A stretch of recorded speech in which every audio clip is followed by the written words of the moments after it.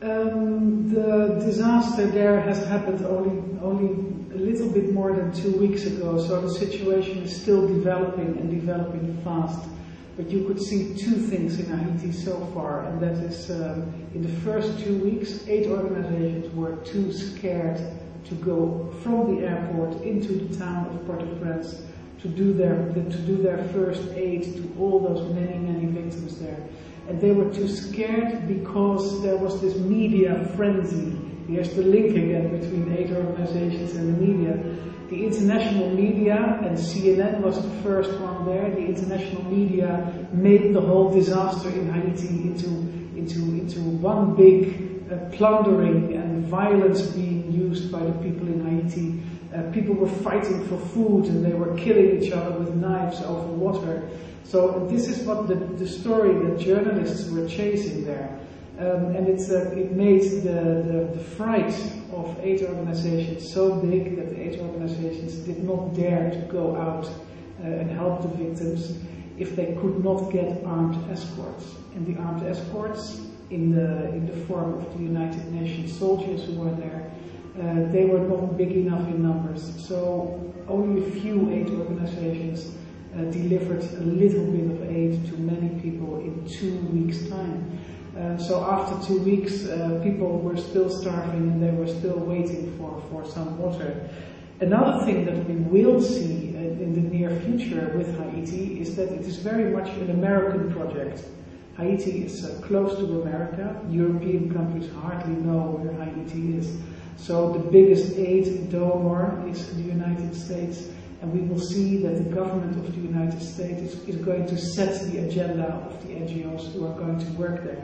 It's American money, and the American government will decide for the NGOs in what way and how quickly the money will be spent. And the last question, in your book you say that in many occasions aids have the result of helping the parties in conflict, making the wars longer. Why you say this, and why this issue is so rarely discussed in the international institution and on the media? It is rarely discussed because 8 organizations, they will not volunteer this information. It is very bad publicity for them if we, the donors, find out that an unknown amount of money is actually disappearing into the pockets of warlords and into the pockets of dictators and generals. So it is kept a secret by 8 organizations, but they all know that this is happening because obviously it's them putting the money inside those pockets. It is happening. It is something that is part of the aid industry, part of the way aid works.